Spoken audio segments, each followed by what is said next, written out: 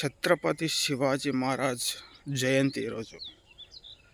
అంటే ఇప్పుడు మనం ముఖ్యంగా చాలా విషయాల గురించి మనం తెలుసుకుంటాం, చాలా విషయాల గురించి మనం మాట్లాడుతూ ఉంటాం. కానీ ఇలాంటి గొప్ప గొప్ప వ్యక్తుల యొక్క జీవితం, మహావీరుడు చరిత్రలు మనం ఖచ్చితంగా మాట్లాడాలి. ఒక సందర్భం వచ్చినప్పుడు ఖచ్చితంగా మనం వాటి గురించి స్పందించాలి. సో కొన్ని జస్ట్ లిటిల్ బిట్ పాయింట్స్ అయితే మనం మాట్లాడుకుందాం. ఛత్రపతి శివాజీ మహారాజు గురించి మనం ఏం నేర్చుకోవచ్చు, ఏం తెలుసుకోవచ్చు, ఏ విషయాలు మనం మాట్లాడుకోవచ్చు అంటే ముఖ్యంగా కొన్ని పాయింట్స్ అయితే మనం తెలుసుకోవాలి. నవాబులు, ఔరంగజేబులు అలాంటి కాలంలో హిందూ దేవాలయాన్ని కూల్చేస్తున్న పరిస్థితిలో ధ్వంసం మొత్తమిగా పతనం చేయాలనే ఒక ఆలోచన కట్టుకున్న క్రూర మృగాలు ఉన్న కాలం అది. అదే సమయంలో మన హిందుత్వం కోసం, మన దేశం కోసం తన ప్రాణాలు సైతం లెక్క చేయకుండా తరువాత తరానికి మన సాంప్రదాయం కావచ్చు, మన హిందుత్వ రూటు కావచ్చు, భారత మాతకి ఎంతో కొంత చెయ్యాలనే ఒక సంకల్పంతో తెగించి మొఘల్ సామ్రాజ్యాన్ని పతనం చేసిన ఒక గొప్ప వీరుడి చరిత్ర. అంటే ఒక సంకల్పం అంటే అలా ఉండాలి. తన గురించి కాకుండా దేశం కోసం, హిందూ దేవాలయాల కోసం తన పోరాడిన చరిత్ర ప్రతి హిందువు తెలుసుకోవాలి, ప్రతి హిందువు మాట్లాడాలి. ఇప్పుడు మనం చూస్తుంటే బయట జరుగుతున్న దాడులు, బయట జరుగుతున్న పరిస్థితులను చూసి మన చరిత్రను చూసి మనం సిగ్గుపడాలి. మన చరిత్రను చూసి మనం ఏం బతుకుతున్నాం.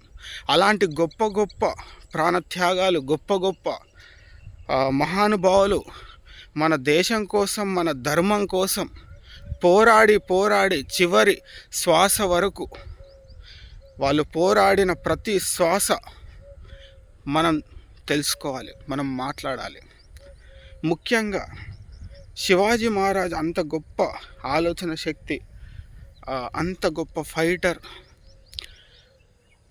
అలా అవ్వడానికి ముఖ్యమైన కారణం ఏంటంటే వాళ్ళ మదర్ అని మనకి చరిత్ర చాలా స్పష్టంగా చెప్తుంది. చిన్నప్పటి నుంచే హిందూ ధర్మం గురించి కావచ్చు, మంచి చెడులు కావచ్చు, ఒక ఫైటర్ లక్షణం కావచ్చు, ఎదుటి వాళ్ళు దాడి చేస్తే ఎలా యాక్షన్ తీసుకోవాలి, మనల్ని మనం ఎలా రక్షించుకోవాలి, ప్రతీది తన తల్లి నేర్పించడం అనేది చాలా గొప్ప విషయం. ఆ విషయం మనం ఇప్పుడు మాట్లాడుకుంటే ఈ రోజున తన పిల్లలని ఎలా పెంచుతున్నారు, ఫోన్ ఇచ్చి పాడు చేసేస్తున్నారు. వాళ్ళకి సంస్కారంతో పాటు సనాతన ధర్మం గురించి చెప్పకుండా అలా తయారు చేసేస్తున్నారు. అలా కన్నమని ఆడ వదిలేస్తున్నారు. జస్ట్ వాళ్ళ లైఫ్ వాళ్ళు లీడ్ చేసేస్తున్నారు. ఎలా బతుకుతున్నారో లేని స్థితిలో చాలామంది ఉన్నారు. అంటే మనం తెలుసుకోవాలి, ఒక తల్లి అనుకుంటే ఛత్రపతి శివాజీ లాంటి వాళ్ళని, సంభాజీ మహారాజ్ లాంటిని, భగత్ సింగ్ కావచ్చు, సుభాష్ చంద్రబోస్ కావచ్చు, ఇంకా అనేక గొప్ప గొప్ప ఫ్రీడమ్ ఫైటర్స్ మనం చెప్పుకుంటూ పోతే చాలామంది ఉన్నారు. అలాంటి గొప్ప గొప్ప వాళ్ళని ఈ భరతమాత ఒడిలోకి తీసుకొని వచ్చే అంత ఆలోచన శక్తి ప్రతి తల్లిలో ఉంటుంది. కానీ ఇప్పుడు వాళ్ళు కూడా ఆలోచించాల్సిన పరిస్థితి చాలా ఉంది. సో ఇప్పుడు మనం తెలుసుకోవాల్సిన కొన్ని పాయింట్లు ఏంటంటే, మన చరిత్ర గురించి ఖచ్చితంగా ప్రతి హిందువు తెలుసుకోవాలి. ఎలా వచ్చింది స్వాతంత్రం, ఎలా వచ్చింది మనకి ఇంత స్వేచ్ఛ, ఎలా మనం ఇంత స్వేచ్ఛగా ఇక్కడ తిరుగుతున్నాం, బతుకుతున్నాం, ఇంత సుఖంగా బతుకుతున్నాం. గొప్ప గొప్ప ప్రాణ త్యాగాల వాళ్ళ యొక్క రక్తాన్ని ఈ యొక్క భూమిపైన చిందిస్తేనే మనకు అంతో కొంత మిగిలిందని తెలుసుకోండి.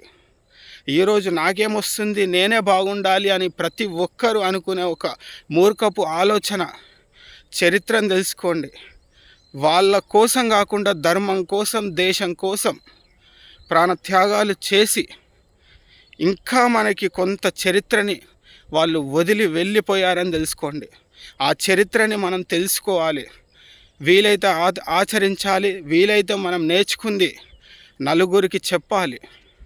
నిద్రపోతున్న ప్రతి హిందువులకు చెప్తున్నా, మన ధర్మం ఏంటనేది మనం మర్చిపోతే జీవితానికి అర్థం లేదు.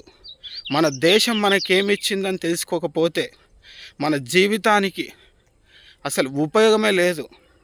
బతకడం వేరు, ఎలా బతకాలో తెలుసుకోవాలి. గొప్ప గొప్ప వాళ్ళు ఎలా బతికినరో తెలుసుకోవాలి.